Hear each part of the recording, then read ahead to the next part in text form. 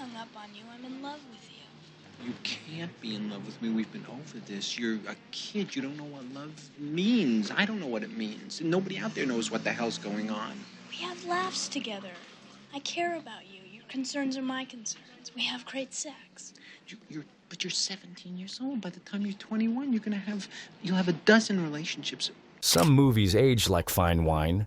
Others curdle the moment truth comes out. Behind these classics and blockbusters lie scandals, crimes, and tragedies that changed how we see them forever. What once entertained millions now feels tainted by what we know today. These are 20 films that became disturbing for reasons no one saw coming. Warner Brothers spent hundreds of millions reviving the DC Universe through The Flash. On paper, it was the franchise's chance to reset the timeline and compete with Marvel. Ezra Miller played the dual Barry Allens, a hero racing through time to save his mother. Off-screen, though, Miller became the headline. Multiple arrests for assault, property damage, and allegations of grooming minors turned one of Hollywood's youngest stars into a cautionary story. Warner executives faced public outrage and calls for cancellation, but the film had already been shot. When it finally hit theaters in 2023, the audience didn't show up. The Flash grossed only $270 million on a $220 million budget. A superhero epic became a corporate embarrassment. What was designed to relaunch DC instead became a symbol of how scandal can destroy even the most expensive universe ever built. Universal's reimagining of the fairy tale was meant to showcase Kristen Stewart's first post-Twilight transformation. The film looked strong on paper, Charlize Theron as the evil queen, lavish production design, and a global haul nearing $400 million. Then the photos surfaced. Stewart, then dating Robert Pattinson, was seen kissing the film's married director, Rupert Sanders. The images became international tabloid fuel. Sanders' marriage collapsed, Stewart's reputation shattered, and the film's sequel plans were scrapped. The scandal eclipsed every creative discussion about the movie's dark tone or its visual effects. Snow White and the Huntsman didn't just modernize a fairy tale, it turned into one of Hollywood's most public betrayals. Doug Liman's stylish spy thriller paired Brad Pitt and Angelina Jolie as married assassins ordered to kill each other. What began as a romantic action comedy turned into the origin of one of the most infamous real-world affairs in Hollywood history. Pitt was still married to Jennifer Aniston when filming began, but tabloid rumors of on-set chemistry refused to fade. Months later, Pitt's marriage ended, and his relationship with Jolie became public. Every scene of flirtation and tension in Mr. and Mrs. Smith now feels like documentary footage of a real affair unfolding in real time. The movie earned nearly $500 million worldwide, but its cultural memory isn't cinematic. It's personal. It's remembered as the day Hollywood's golden couple met and another one fell apart. Luca Guadagnino's Call Me By Your Name once defined modern art house romance. Its setting, music, and performances turned it into an Oscar-winning phenomenon. But that image changed dramatically in 2021, when actor Armia Hammer became the subject of graphic allegations. Multiple women accused him of emotional abuse and disturbing sexual behavior, including violent messages that referenced cannibalism. His agency dropped him, his films were shelved, and the scandal redefined how people viewed his work. What was once a story of tenderness and discovery became impossible to separate from the darkness surrounding its lead actor. The movie still looks beautiful, but the emotion now carries unease, a quiet discomfort that never fades once you know the truth behind the face on screen. The Queen biopic roared through theaters, winning 4 Academy Awards and grossing $910 million worldwide. It was built as a celebration of Freddie Mercury's life and a revival of Queen's legacy. But behind its glossy surface, chaos ruled the production. Director Bryan Singer disappeared from set repeatedly, clashing with the cast and crew. He was eventually fired and replaced before filming finished. Then, during the film's awards campaign, years of sexual assault allegations resurfaced against Singer. BAFTA stripped his name from the film's nomination list, and even as Rami Malek held his Oscar, the shadow over the movie was impossible to ignore. The energy and triumph that Bohemian Rhapsody captured on screen became permanently linked to one of Hollywood's most troubling scandals. Few films carry as much posthumous tragedy as Rebel Without a Cause.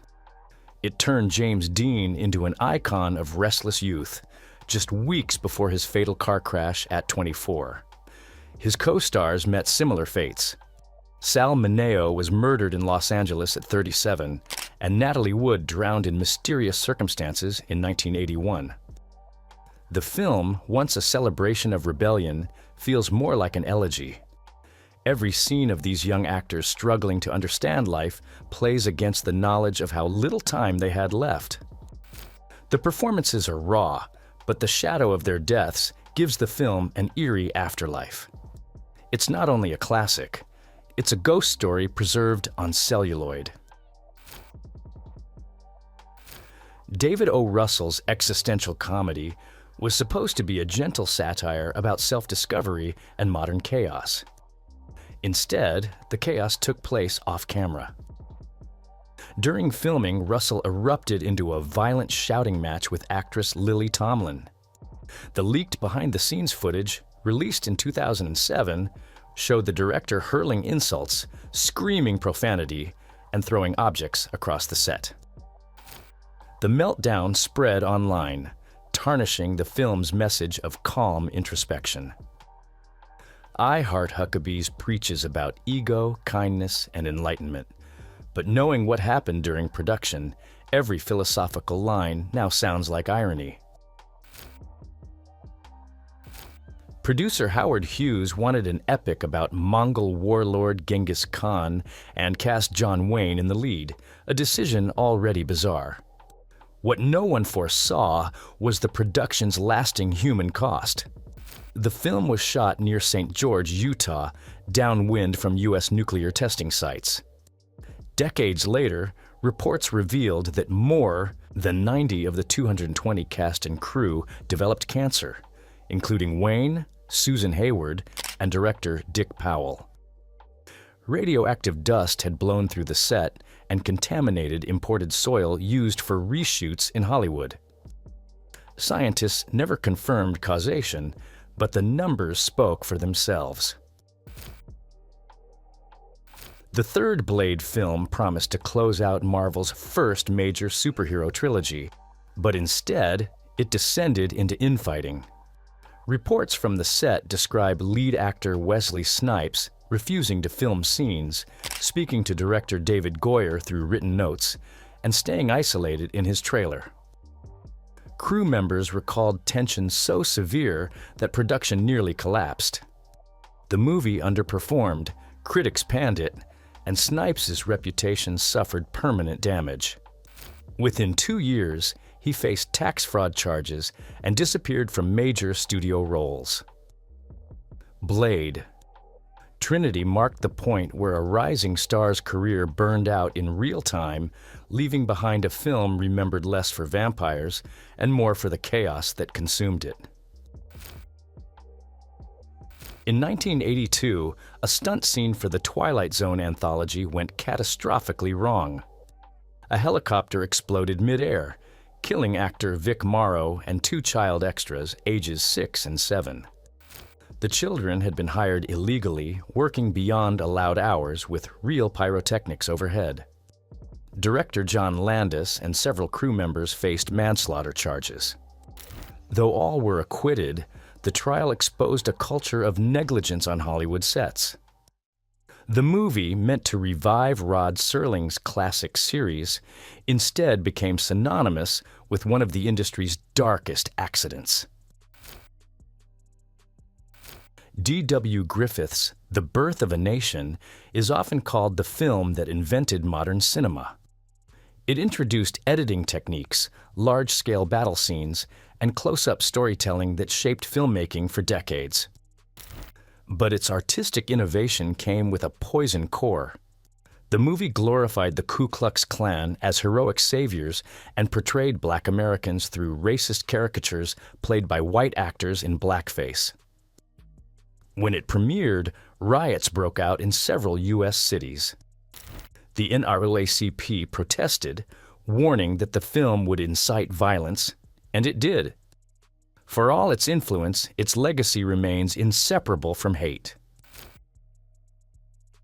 What began as a best-selling romance novel turned into one of the most chaotic productions in recent memory.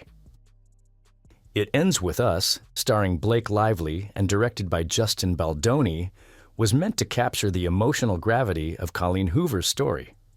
Instead, it became a tabloid spectacle. Reports surfaced of constant tension between Lively and Baldoni, arguments over creative control, and accusations of on-set harassment.